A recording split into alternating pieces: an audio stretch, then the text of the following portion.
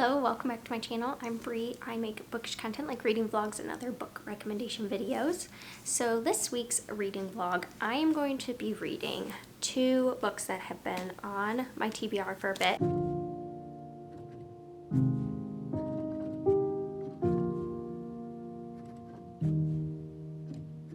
And I'm in the mood for something darker. So I started In My Dreams I Hold a Knife by Ashley Winstead. I've heard really good things about this, so I'm about 30 pages in, and I'll get to that in a second. But the second book I'm going to read once I finish that is The Southern Book Club's Guide to Slaying Vampires by Grady Hendrix. This is one I've been talking about wanting to read for a really long time, so I'm definitely going to try to get to it this week. They're both about 300 pages, so I should be able to do it. So to start with, In My Dreams I Hold a Knife. So it's basically following a group of people who in college were really good friends, and then one of the friends dies and is murdered. And then this is like 10 years later, they're coming back together for a reunion and stuff gets revealed. So right now, I'm only getting one perspective, and I think that might be how the whole book goes. But I'm really liking the writing style. I think it's really easy to connect with, and it's not very like scary at the moment, but you're just definitely getting some glimpses into this dynamic of this friend group. And I will say, like, these kind of things, like friend group dynamics, or like Miranda wrote a book, Such a Quiet Place, which is about like a neighborhood, like any of those kind of stories where you're like looking at a group of people and kind of seeing all this different secrets they're holding on to, I find really interesting. I think those are my kind of in my top thrillers or mysteries. I'm gonna continue reading. Like I said, I'm on page, I'm on page 61.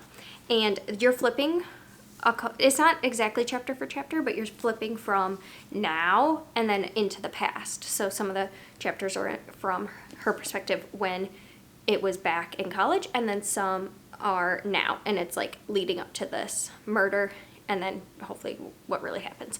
Again, it's not super scary, so if you are someone who is worried about like being scared, so far not super scary, but I think that it's intriguing. Like, I definitely want to figure out what's going on. So then when I finish that, I will be picking up this and hopefully have a good time with it. I have heard mixed reviews on Grady Hendrix books, but I feel like the themes for me just like seem like books I would really love, so I'm excited to give them a try. But yeah, I will check back in when I've read more. Hopefully I read a bit more today because I am in the reading mood. And then, as I said in my last reading vlog, I will be picking up this and trying to read about a chapter a day and just see how I get with that. But that is lower on the priority right now for me. I want to read these two because I am definitely in the mood to read these. Okay, well, I'm in the same spot, but I've just been sitting there reading and I'm halfway through the book. I'm like flying through this. I think this is just like my perfect kind of mystery. Again, it's still not like the most scary, but I just think the like dual perspective from now and from the past is really interesting. I think she threads like the line really well of when to go back and forth, and I don't know, I love the like dynamics coming out of all the different characters' backstories and stuff, and like why they did what they did. I just feel like it's well done. It feels like college students, like it feels like the struggles of a college student.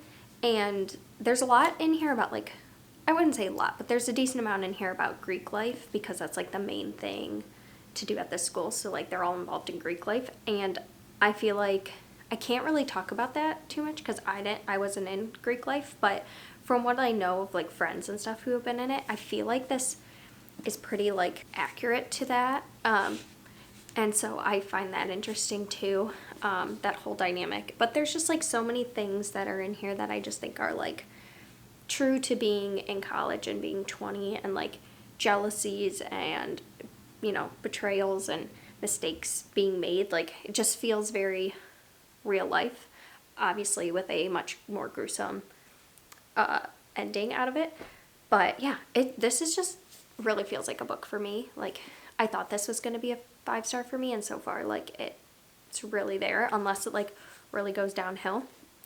I even think if the unless the ending's like really not satisfying, it would be a 4-star. But like, even if it's just kind of like a I can guess the ending kind of thing, I still think I'm enjoying it so much. Like, I don't want to stop reading. So to me, that like makes it a 5-star, even if it's not the most original mystery. For me, it's just like, how much am I enjoying reading this? So, which so far I don't feel like it's not unique. It's not the most unique thing I've ever read, but it's also not like something where I'm like, oh, I read all this before. I don't know. I'm enjoying it. I think it's worth the read. But yeah, I'll keep reading and I'll let you know more. So this has been my little buddy all day. Yeah. You have been just so cute lately. He's been crying up a storm.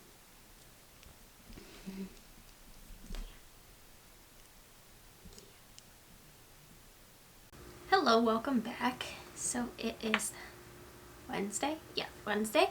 So, oh my gosh, I finished In My Dreams I Hold a Knife last night. I literally could not put this down. It is definitely 5 out of 5 stars for me.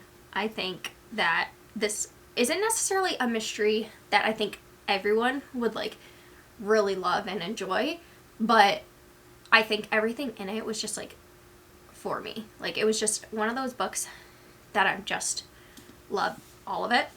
I think for me, what really made me love this book is like, I really enjoy reading about like friend dynamics, or like I've said before, Meg Miranda's Such a Quiet Place. Like, I haven't read that yet, but it's like people in a neighborhood and where everything is seemingly perfect, but everyone has their own secrets. And I like the way she flashes back and forth. I think that dual timeline, I always enjoy reading that, especially in a mystery.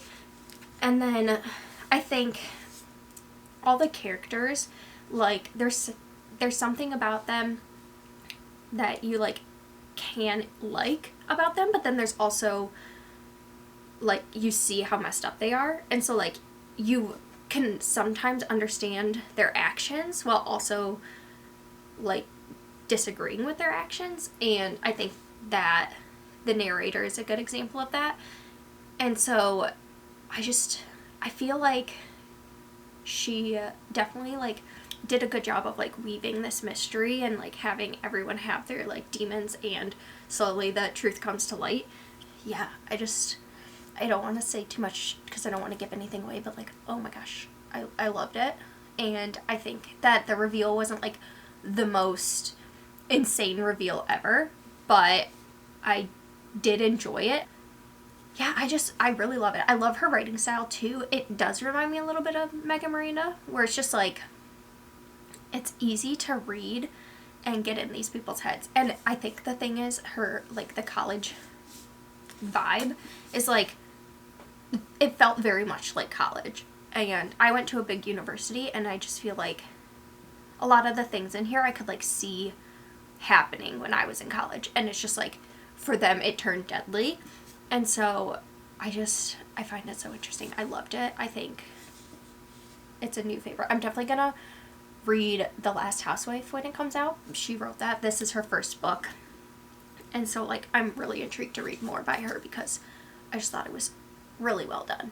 And I would recommend it if you like mystery and you like those kind of vibes. Also, the college that they went to is like not quite Ivy League, but basically Ivy League.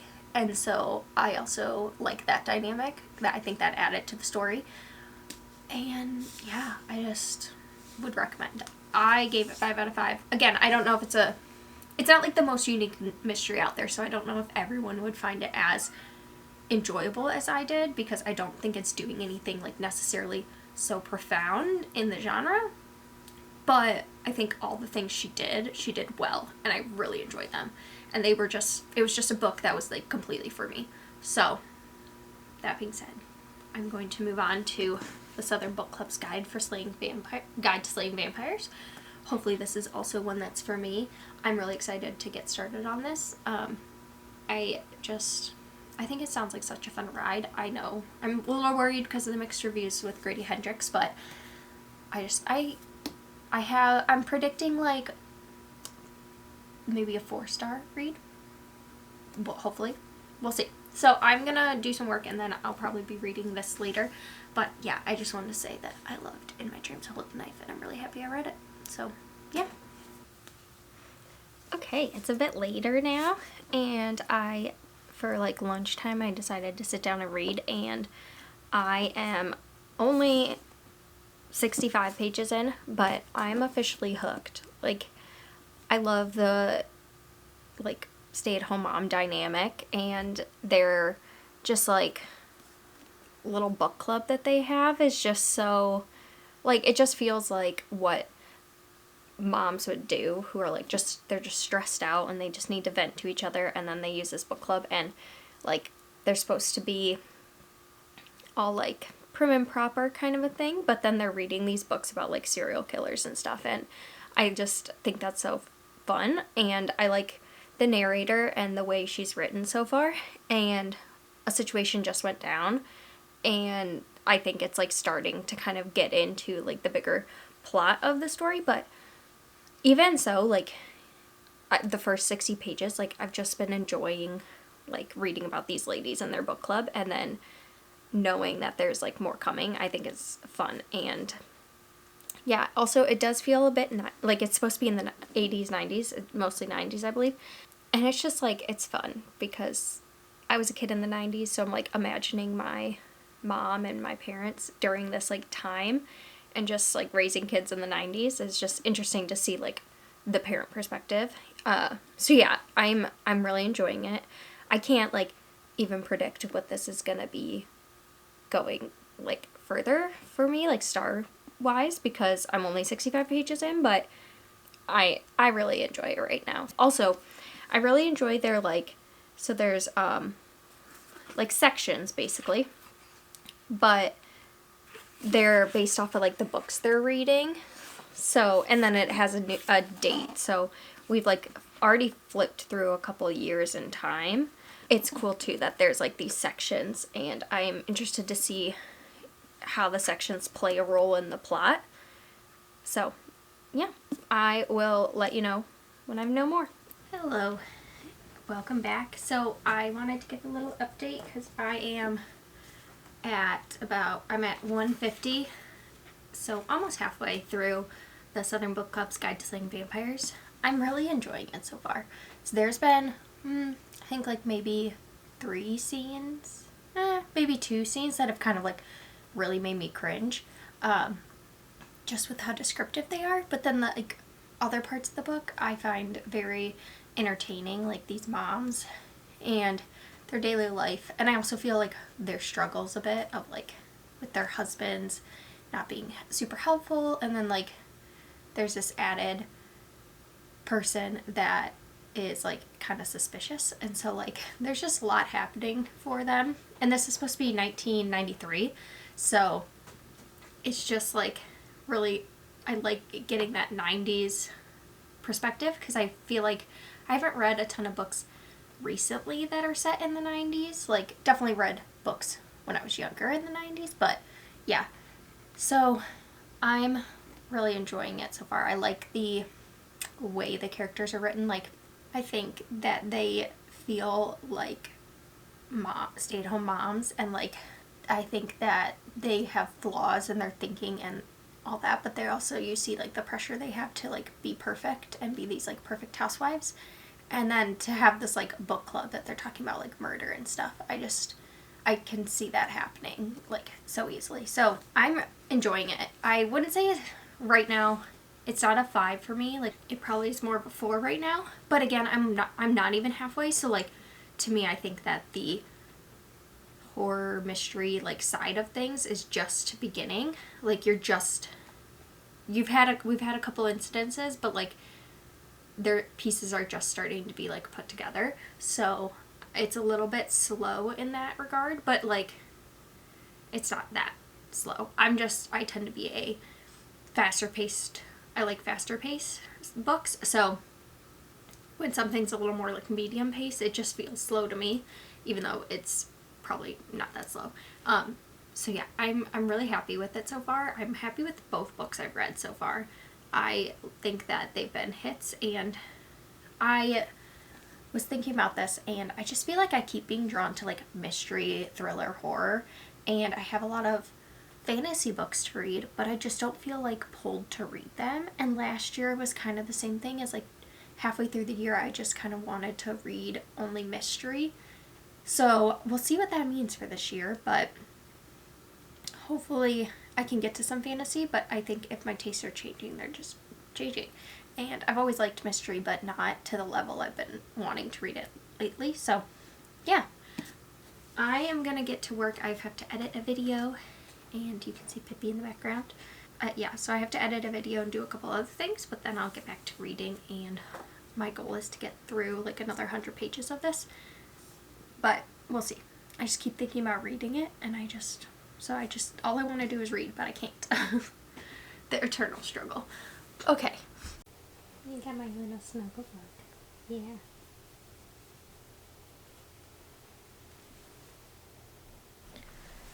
So I wanted to give a little update. I don't have my book because, well, I'm currently making Noah read it because I had to put it down. I'm at like 218. I had to put it down because I was like actually out loud yelling at the men in this book. And so yeah, I decided to take a break on account of my rage. But I am enjoying it, and clearly Grady Hendrix is making me feel emotions towards these men. And so yeah, the like plot is picking up. I wouldn't say it's like a very like action based book, but the stuff that's going on is like definitely we're in the thick of it. And yeah, it's like the perfect amount for me of like ridiculousness with just like general horror. So yeah, I'm really enjoying it.